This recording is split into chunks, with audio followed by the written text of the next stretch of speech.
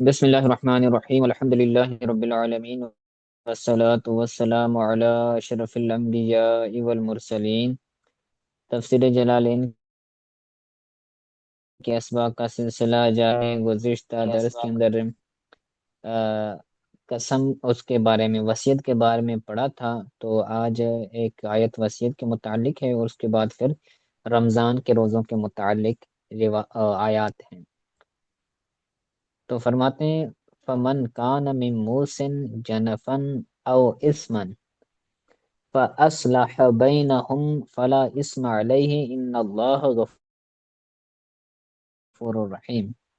وصیت کرنے والے میں سے جو بندہ نا انصافی کا خوف کرے، من خاف من موسن، جو جسے اندیشہ ہو یا خوف، جسے خوف ہو یا پھر جسے اندیشہ ہو، تو اندیشہ یہ زیادہ مناسب لگتا ہے یہاں پر، کہ جس شخص کو اندیشہ ہو من موسن، وصیت کرنے والے سے، کس چیز کا خوف ہو؟ جنفن، نا انصافی کا خوف ہو، او اسمن، یا پھر گناہ کا خوف ہو، اور وہ جسے خوف ہے تو فاصلح بینہم، ان کے درمیان وہ صلح کر دیں، تو اب اس پر کوئی گناہ نہیں ہے، بے شک اللہ تعالیٰ بخشنے والا اور رحم فرمانے والا ہے۔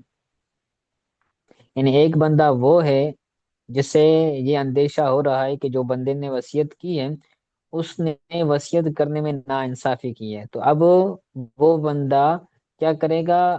آپس میں لوگوں کو بٹھا کر ان کے درمیان صلح کرے گا، ان کی اصلاح کرے گا، تو اب اس صلح کرنے والے پر کوئی گناہ نہیں ہوگا۔ میم موسن کے بعد نکلا ہے مخففن و مسقلن، یعنی اس کو تخفیف کے ساتھ بھی پڑھا گیا ہے اور مشدد بھی پڑھا گیا ہے موسن کو۔ قرض مفسر ہوگا قرات بیان کرنا۔ جنفن کے بعد نکلا یعنی میلن عن الحق کے خطا، یعنی حق سے وہ مائل ہو، خطا اس نے خطا کی ہو،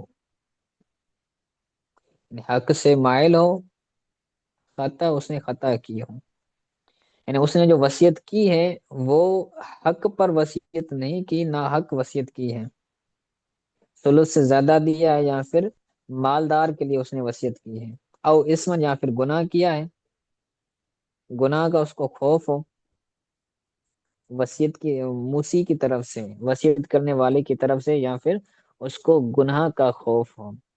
کس طرح گناہ کا خوف ہو؟ بے ان تعمد ذالک بزیادت الثلث و تخصیص غنی مثلا، بعین طور پر کہ اس کا میلان ثلث پر زیادتی کے ساتھ، یا پھر مالدار کے ساتھ، مالدار کی تخصیص کے ساتھ وہ پختہ ہو گیا ہو، وہ میلان پختہ ہو گیا ہو ثلث مال پر زیادتی کے ساتھ، یا پھر غنی کی تخصیص کے ساتھ، مثال کے طور پر یعنی اس نے جو وصیت کی ہے وہ ثلث سے زیادہ کی ہے، تو یہ حق، نہ حق کی طرف اس کا میلان ہے، حق سے وہ کیا کر رہا ہے؟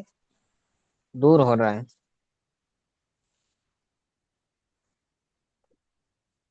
یا پھر اس نے مالدار کے لیے تخصیص کی ہے کہ میں وصیت کرتا ہوں فلاں شخص، اور وہ مالدار ہے تو اس نے بھی زیادتی کی ہے، ناانصافی کی ہے، اور اس کو گناہ ملے گا۔ اس کے اندر غرض مفسر ہوگا وضاحت بیان کرنا۔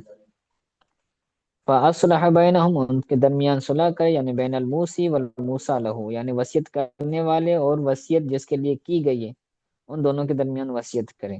غرض مفسر ہوگا ہم ضمیر کا مرجع بیان کرنا۔ بالامر بالعدل، یعنی اس معاملے کی جس کی وصیت کی گئی ہے اس کے بارے میں کیا کرے؟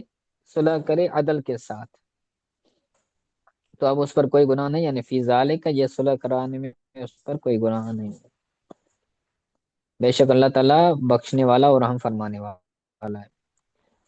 آگے فرماتے ہیں یا ایہا الذین آمنوا کتب علیکم الصیام کما کتب علی الذین من قبلکم لعلکم تتقون، اے ایمان والو تم پر روزے فرض کیے گئے ہیں جیسے فرض کیے گئے تھے ان لوگوں پر جو تم سے پہلے تھے، تاکہ وہ پرہیزگار بن جائے۔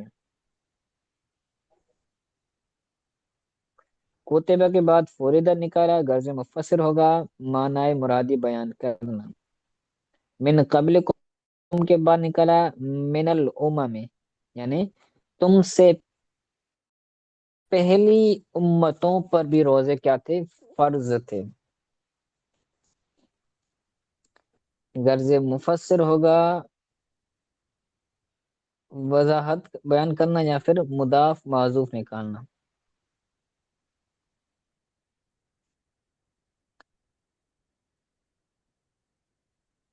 ٹھیک ہے، تو یہ من بیانیہ ہے، یعنی من الامم، وضاحت کرنا غرض مفسر ہوگا، مضاف تو یہاں پر نہیں بن سکتا۔ روزے فرض کیوں کیے؟ تاکہ تم پرہیزگار بن جاؤ۔ متقی جو ہوتا ہے نا وہ پرہیز کرتا ہے، کسی سے بچتا ہے، تو المعاصی، تاکہ تم بچنے والے، پرہیز کرنے والے گناہوں سے۔ المعاصی فإنه یکسر الشہوۃ التی ہی مبدأها، کیونکہ وہ روزہ توڑتا ہے شہوت کو، جو شہوت گناہوں کی ابتدا ہے، جو بنیاد ہے گناہوں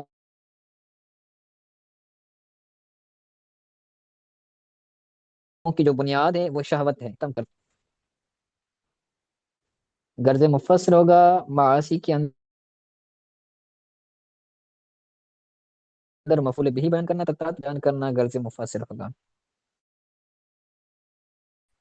ہمارا